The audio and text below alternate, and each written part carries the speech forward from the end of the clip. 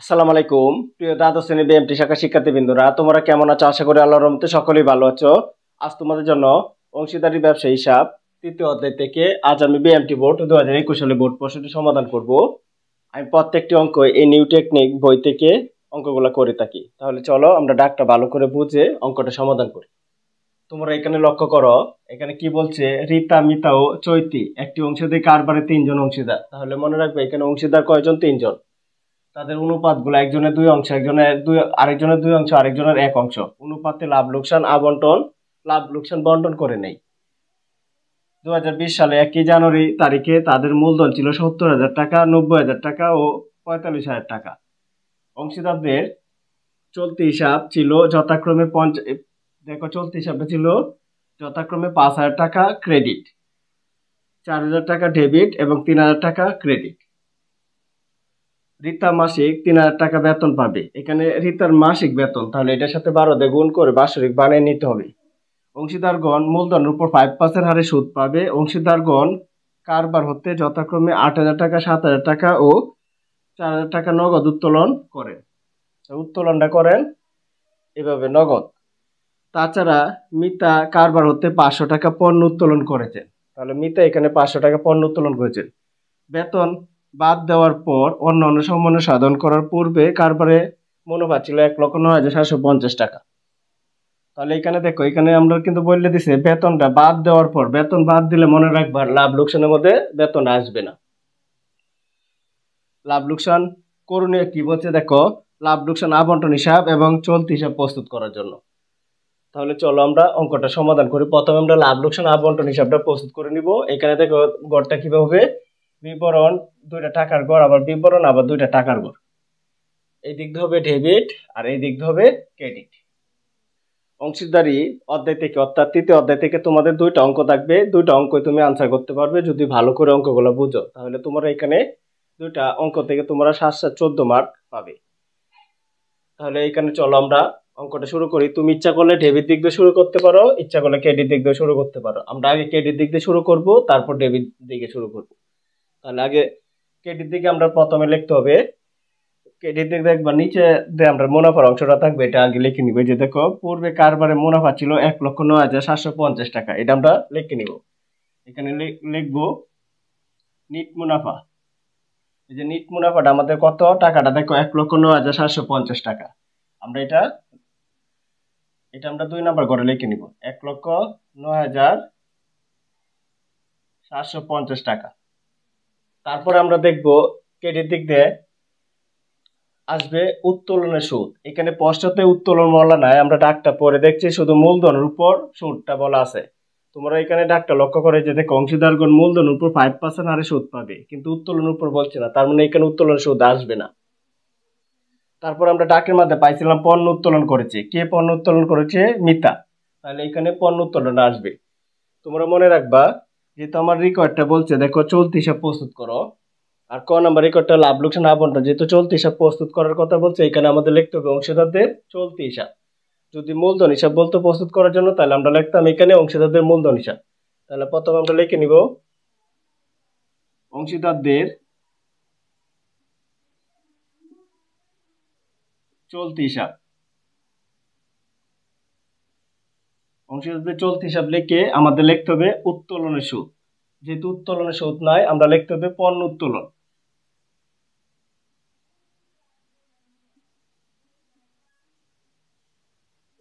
পণ্য উত্তোলন দেখো একটা টাকায় আছে 500 টাকা, তাহলে আমাদের শুধু 500 টাকায় লিখতে পারবো এই যে এখানে।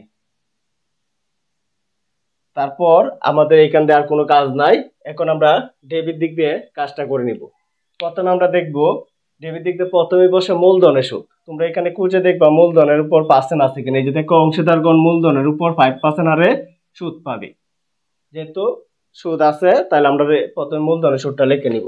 এখানে লিখে দিব অংশীদারদের চলতি হিসাব। যেহেতু এখানে চলতি হিসাবটা বলছে প্রস্তুত করার জন্য, তাহলে আমরা এখানে প্রথমে লিখে দিব। এখানে দেখো মূলধনের সুদটা 3 জনের। এখানে যেহেতু 3 জন অংশীদার, রীতা, মিতা ও চৈতি 3 জনের সুদ ধরতে হবে। এখানে লিখবো রীতা,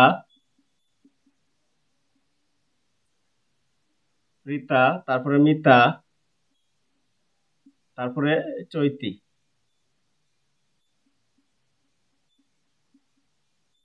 এই যে আমরা তিনটা নাম লিখলাম, এখন এটা ক্যালকুলেটরের মধ্যে সুদটা আমরা বের করে নিব।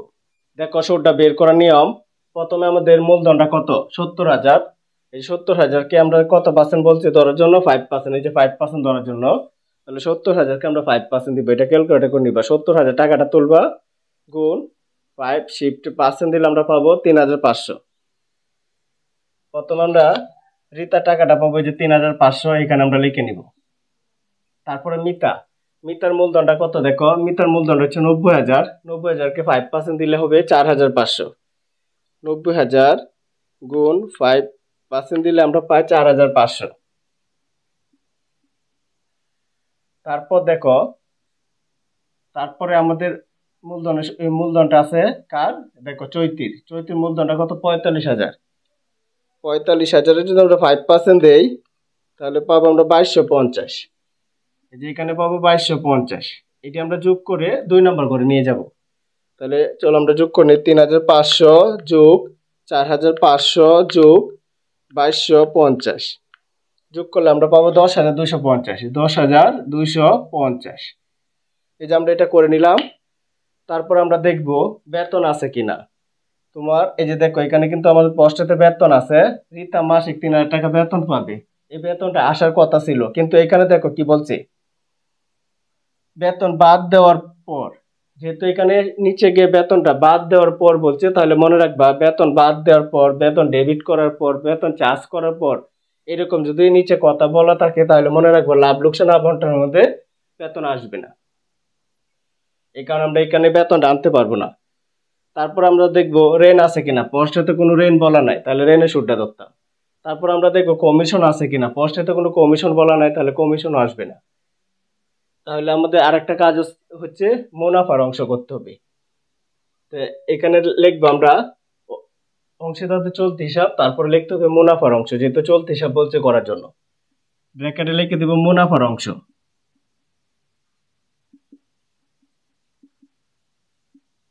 এখানে কয়জন অংশীদার দেখো, রিতা, মিতা ও চৈতি তিনজনের নাম লিখতে হবে। রিতা, তারপরে মিতা, তারপরে চৈতি, এই যে তিনজনের নাম আমরা লিখে টাকাটা বের করবো। এই টাকাটা বের করার নিয়ম হচ্ছে, প্রথমে আমরা ক্রেডিট দিকে যে টাকাটা টোটাল মোট করে নিব। তাহলে এই যে আমরা এখানে টানটা দিলাম, এই যে এখানে একটা টান দিলাম, আবার এই দিক দিয়েও এই যে 2 নম্বর করে একটা টাকা টান দিলাম, এই সরাসরি টানটা দিবা, দেওয়ার পর এটা যোগ করবা। প্রথমে আমরা এটা যোগ করে নিব, 1,09,750 যোগ 500, আমরা যোগ করলে পাই 1,10,250, এখান থেকে পাই 1,10,250, আর এই দিক দিয়ে মাত্র পাই 10,250। তার মানে এই টাকাটা বড়, যে টাকাটা বড় হবে এই টাকাটা দুনো দিক দিয়ে বসাতে হবে। যেহেতু এই টাকাটা বড় হয় 1,10,250, এটাকে এখানে ক্লোজ করব, এই টাকাটা আবার এখানে বসাতে হবে 1,10,250, এটাকে এখানে ক্লোজ করে দিব। ক্লোজ করার পর যেহেতু এই টাকাটা বড়, এই টাকাটা তো এখানে আছে, এই টাকার থেকে এই টাকাটা বিয়োগ করব, বিয়োগ 10,250, আমরা বিয়োগ করলে পাই 1,00,000 টাকা। যে ফলটা পাই এটা এখানে লিখে দিব, যে 1,00,000 টাকা আমরা পাইছি এটা এখানে লিখে দিব। তারপর এখানে দেখো লাভ লোকসানের এই যে মুনাফার অংশটা এরা কিভাবে বন্টন করে নেয়, তারা 2-2-1 অনুপাতে বন্টন করে নেয়। যেহেতু 2-2-1 অনুপাতে বন্টন করে নেয়, তাহলে এটা যদি আমরা এটা যোগ করি, 2+2+1 কত হবে 5। তাহলে এটা বাইর করার নিয়ম হচ্ছে, প্রথমের অংশ হচ্ছে 2, দ্বিতীয় অংশ হচ্ছে 2, তৃতীয় অংশ হচ্ছে 1, তাহলে এটা ভাগ করে নিচ্ছে 5 দিয়ে ভাগ, 2 দিয়ে গুণ, যেহেতু তিনজন অংশীদার 3 বার করতে হবে। আবার 5 দিয়ে ভাগ, 2 দিয়ে গুণ, আবার 5 দিয়ে ভাগ, 1 দিয়ে গুণ, যে যত করে অংশ নিচ্ছে অত অংশ উল্লেখ করে দেখাতে হবে। তাহলে এটা করার নিয়ম হচ্ছে, টোটাল যে অনুপাত দেওয়া থাকে টোটালটা যোগ করবা, যোগ করে প্রথম যে অংশটা নিবে 2 অংশ 5 দিয়ে ভাগ, যোগ করার পর যে ফলটা হবে এটা দিয়ে ভাগ করবা, আর উপর অংশ দিয়ে গুণ করতে হবে। তাহলে দেখো এইটাকে এই যে 1,00,000কে আমরা 5 দ্বারা ভাগ করব, 1,00,000কে যদি আমরা 5 দ্বারা ভাগ করি তাহলে পাবো 20,000। পরে প্রথম জন নিবে কত 2 অংশ, এখানে 2 দিয়ে গুণ করব, তাহলে হবে 40,000। রিতার হবে 40,000, মিতারও 40,000, কারণ মিতারও 2 অংশ, মিতার হবে 40,000। তাহলে 1 লক্ষ থেকে যদি 80,000 চলে যায়, 40 80,000 চলে যায়, তাহলে কত থাকবে? 20,000। এটা দুইভাবে বিয়োগ করে বের করতে পারবো, অথবা এই যে 1 লক্ষ 5 দ্বারা ভাগ করে 1 দ্বারা গুণ করলে উত্তরটা পেয়ে যাবে। এই টাকাটা কিন্তু এইখানে লেখা যাবে না, এই টাকাটা লিখতে হবে যে এই ঘরে। এখানে 40,000, এখানে 40,000, এখানে হচ্ছে 20,000। এইখানে টাকাটা লিখতে হবে, এই ঘরে লেখা যাবে না। তারপরে এখানে আমরা টান দিলে এই টাকাটা যোগ করলে 1 লক্ষ টাকা হবে। এটাই আমাদের লাভ লোকসান আবন্টনের আনসার। আশা করি তোমরা ক নং রিকোয়ারটি বুঝতে পেরেছো। প্রিয় শিক্ষার্থীবৃন্দরা, এখন আমরা চলতি হিসাবটা প্রস্তুত করে নিব। তাহলে তোমরা এখানে মনে রাখবা, চলতি হিসাব প্রস্তুত করতে গেলে আমাদের এই ঘরটা করে নিতে হবে। প্রথম তারিখ, তারপরে বিবরণ, এখানে অংশীদার কয়জন, ওইটা টাকার ঘর হবে, রিতা মিতা চৈতি। আবার তারিখ বিবরণ, কয়জন অংশীদার, 3 জন, রিতা মিতা চৈতি। এখান থেকে এডিট আর এখান দিয়ে ডেবিট হবে। তোমরা মনে রাখবা, চলতি হিসাব প্রস্তুত করতে গেলে মূলধনের টাকাটা চলতি হিসাবের মধ্যে কখনোই আসে না। মূলধনের টাকাটা কখনো চলতি হিসাবের মধ্যে আসে না, এই কথাটা তোমরা মনে রাখবা। তাহলে এখানে দেখো মূলধন আছে যে 70,000, 90,000 আর 45,000, এটি কিন্তু আসবে না চলতি হিসাবের মধ্যে। আমরা কোন হিসাবটা আনবো? যে চলতি হিসাব ছিল যথাক্রমে দেখো 5,000 টাকা ক্রেডিট, 4,000 টাকা ডেবিট এবং 3,000 টাকা ক্রেডিট, এটি আনতে পারবো। ক্রেডিট গুলা ক্রেডিট দিক দিয়ে বসবে আর ডেবিটটা ডেবিট দিক দিয়ে বসবে, এটা তোমরা মনে রাখবা। ক্রেডিটটা ক্রেডিট দিক দিয়ে বসবে আর ডেবিটটা ডেবিট দিক দিয়ে। তাহলে প্রথমে আমরা এখানে দেখো, এই যে চলতি হিসাব ছিল যথাক্রমে এত এত এত, এটা কত তারিখে আনছে দেখো, 2022 সালে 1 জানুয়ারি তারিখে তাদের মূলধন ছিল এত এত টাকা এবং অংশীদারদের চলতি হিসাবেও কিন্তু এত তারিখে আনছে, 1 তারিখেই। তাহলে আমাদের এখানে লিখতে হবে, আগে সালটা লিখে নিতে হবে। সালটা দেখো এখানে কত বলছে, 2020। তারপরে দেখো এটা কি সাল? জানুয়ারি 1, মাসটা হবে জানুয়ারি, সংক্ষেপে লিখবো আমরা জানুয়ারি 1। এখানে লিখে দিব ব্যালেন্স, 1 তারিখে যে টাকাটা আনে এটাকে ব্যালেন্স দিতে হয়, ব্যালেন্স বিডি। 1 তারিখে যে টাকাটা আনবে এটাকে ব্যালেন্স বিডি ধরা হবে। এখানে দেখো এই চলতি হিসাব ছিল 5,000 টাকা ক্রেডিট, ক্রেডিটটা মনে রাখবে ক্রেডিট দিক দিয়ে বসবে 5,000 টাকা। কার? প্রথম টাকাটা হবে যে রিতার, 5,000 টাকা। তারপরে দেখো পরেরটা কিন্তু ডেবিট, তাহলে এখানে বসবে না। মিটারটা কিন্তু ডেবিট, ডেবিটটা এখানে বসবে না। তারপরে এবং 3,000 টাকা ক্রেডিট, চৈতিরটা 3,000 এখানে বসবে। তাহলে রিতারটা বসবে এই দিক দিয়ে, ডেবিট দিক দিয়ে। এই তারিখটা লিখবো 2020 জানুয়ারি 1, ব্যালেন্স বিডি লিখতে হবে, সেমটা লিখতে হবে। 1 তারিখে যেগুলো আনবে এটাকে ব্যালেন্স বিডি দ্বারা প্রকাশ করা হয়। এইটা এখানে বসবে না, এখানে বসবে না, এখানে বসবে। এখানে বসবে কত? 4,000, যেহেতু 4,000 টাকা আনছে। আশা করি তোমরা বুঝতে পেরেছো চলতি হিসাবের কিভাবে কাজটা করতে হয়। তারপরে আমাদের যে কাজটা করতে হবে, আমরা লাভ লোকসান আবন্টনের মধ্যে ডেবিট দিক দিয়ে যেগুলা কাজ করছিলাম এইগুলা ক্রেডিট দিক দিয়ে আইসে পড়বে। লাভ লোকসান আবন্টনের মধ্যে যে প্রথম স্টেপের মধ্যে লাভ লোকসান আবন্টন হিসাবের মধ্যে আমরা ডেবিট দিক দিয়ে যে কাজগুলো করছিলাম এগুলা ক্রেডিট দিক দিয়ে আসবে। তাহলে এখানে আমরা লিখবো ডিসেম্বর 31, এগুলা সবসময় ডিসেম্বর 31 দিয়ে, মানে 31 মাস শেষের বছরের শেষের মাসের 31 তারিখ দিয়ে লিখতে হবে। ডিসেম্বর 31 এখানে লিখতে হবে লাভ লোকসান আবন্টন হিসাব। লিখে প্রথমে আমরা কি লিখছিলাম? ডেবিট দিক দিয়ে লাভ লোকসান আবন্টনের মধ্যে ডেবিট দিক দিয়ে লিখছিলাম আমরা মূলধনের সুদ। এখানে লিখবো মূলধনের সুদ। মূলধনের সুদ আমরা কত পাইছিলাম দেখো, এখানে বলছি যে 5%। এখানে মূলধন আছেন কত? 70,000, 70,000 5% দিলে হবে 3,500। তারপর 90,000 5% দিলে হবে 4,500। তারপর 45,000-কে 5% দিলে হবে 2,250। এটা কিন্তু লাভ লোকসান আবন্টন থেকে আনা হয়েছে, তোমরা এটা মনে রাখবো। আমরা এখানে টাকাটা নাই দেখে আমি এখান থেকে দেখাচ্ছি, কিন্তু আমরা যদি এখানে টাকাটা থাকতো তাহলে লাভ লোকসান আবন্টন টাকাটাই দেখাইতাম এখানে। তারপর আমাদের এই আরো কাজ আছে, এই যে আমরা মুনাফার অংশটা করছিলাম লাভ লোকসান আবন্টনের মধ্যে, এখানে লিখবো মুনাফার অংশ।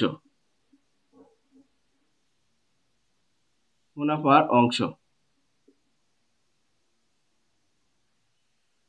অংশ আমরা কত পাইছিলাম দেখো, প্রথম দুইজনে 40,000 করে আর পরের জন 20,000, মানে 1 লাখের প্রথম জন্য পাইছি 40,000 লাভ লোকসান আবন্টনের মধ্যে, দ্বিতীয় জন্য 40,000 টাকা পাইছি, আর তৃতীয় জন্য পাইছেন 20,000।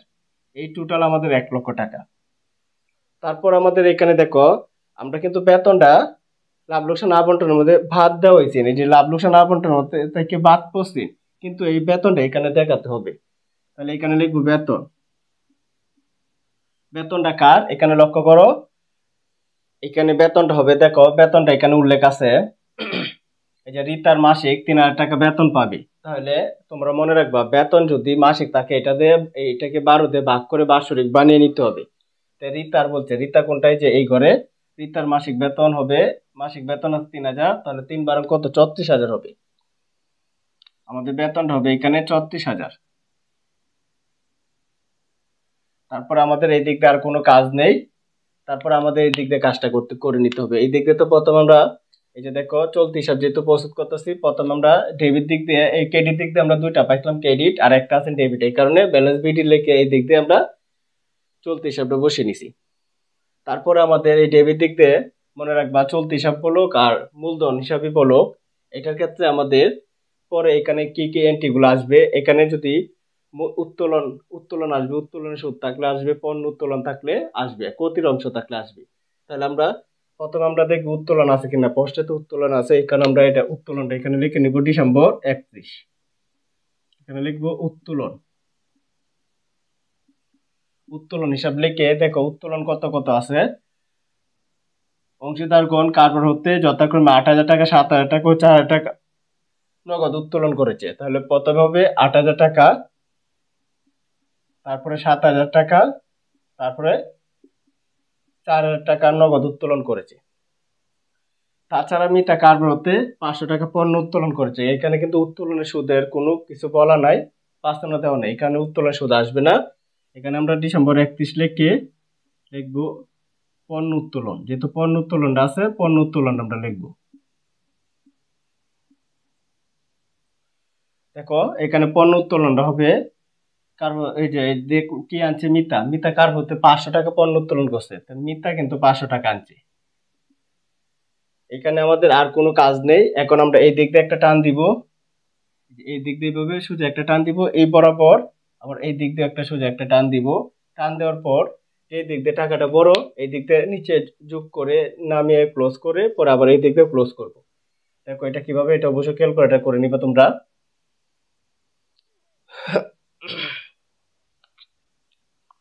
প্রথমে এই দিক দিয়ে এই যে এই ঘরের তুলনা এই ঘরের টাকাটা বড়, তাহলে প্রথম আমরা এটাকে যোগ করে নামিয়ে নিব। 5,000 টাকা যোগ 3,500 যোগ 40,000 যোগ 34,000, আমরা যোগ করলে পাই 84,500 টাকা। এখানে আমরা পাবো 84,500, 84,500, এটাকে আমরা এখানে ক্লোজ করব। পরে এই টাকাটা আবার এই দিক দিয়ে নিব 84,500, এটা ক্লোজ করব। পরে এটা থেকে এই টাকাটা বিয়োগ করব, বিয়োগ 8,000, আমরা 8,000 বিয়োগ করলে 76,500 পাবো। তারপরে সেম ভাবে এই টাকাটা এই টাকাটা কিন্তু এই টাকাটার তুলনা বড়, এখানে হবে দেখো 44,500, 44,500 টাকা, এটা ক্লোজ করে দিব। এই টাকাটা আবার এখানে এইখানে যেহেতু বড়, এই টাকাটা আবার এখানে আসবে 44,500। এটা থেকে এই টাকাগুলো বিয়োগ করব, 44,500 বিয়োগ 4,000 বিয়োগ 7,000 বিয়োগ 500, আমরা বিয়োগ করলে পাবো 33,000 টাকা, যে এখানে বসবে 33,000। আর তারপর এই টাকাগুলা এটা কিন্তু এখানে নিচে গিয়ে বসবে 76,500, আর এখানে 33,000, এই টাকাটা এখানে বসবে 33,000। তারপরে দেখো এই টাকাটা তুলনায় এই টাকাটা ছোট, তাহলে এটা আমরা আগে এখানে লিখে ক্লোজ করব। 3,000 যোগ 2,250 যোগ 20,000, আমরা যোগ করলে পাবো 25,250, 25,250 ক্লোজ করব। এই টাকাটা বড়, এখান থেকে আবার এটা লিখবো 25,250, এটা লিখে এটা ক্লোজ করব। এখন দেখো এই টাকার থেকে এটা বিয়োগ করব, বিয়োগ 4,000, আমরা বিয়োগ করলে পাবো 21,250, যে এখানে লিখবো 21,250, এই টাকাটা আবার এখানে লিখবো 21,250। তারপর আমাদের কাজ দেখো উপরের টাকাটাকে যে দিক দিয়ে টাকাটা ছোট হয় যে দিক দিয়ে টাকাটা ছোট, যে দিক দিয়ে টাকাটা ছোট হবে এটার উপর দিয়ে লিখতে হবে ব্যালেন্স সিডি, আর যে দিক দিয়ে টাকাটা বড় এটা নিচে দিয়ে লিখতে হবে ব্যালেন্স বিডি। তাহলে ব্যালেন্স সিডি লিখতে হয় যে সালের অঙ্ক কত আছে এই সাল লিখে এই বছরের শেষের মাসের 31 তারিখ, তাই ডিসেম্বর 31 লিখতে হবে। এখানে লিখতে হবে ব্যালেন্স সিডি, এই যে সিডি। আবার এখান থেকে দেখো ব্যালেন্স বিডি লেখার নিয়ম হচ্ছে যে সালের অঙ্ক করতেছি এই সালটা যদি ডিসেম্বর 31 হয় মানে তাহলে এই সালটা শেষ, ডিসেম্বর 31 মানে কি এই সাল শেষ, পরের সালের শুরুর মাসে লিখতে হবে। পরের সাল হচ্ছে 2021, শুরুর মাসটা কি হবে জানুয়ারি 1, জানুয়ারি 1 লিখতে হবে ব্যালেন্স বিডি। তারপরে আমরা এখানে সুন্দর করে এটা করে দিব, এটাই আমাদের আনসার। আশা করি তোমরা এই অঙ্কটি বুঝতে পেরেছো। প্রিয় শিক্ষার্থীবৃন্দরা, আমার ক্লাসটি যদি তোমাদের ভালো লেগে থাকে তাহলে অবশ্যই আমার চ্যানেলটি সাবস্ক্রাইব করবে, লাইক শেয়ার কমেন্ট অবশ্যই করে নিবে এবং নতুন নতুন বন্ধুদের কাছে আমার ভিডিওগুলো শেয়ার করবে। আসসালামু আলাইকুম।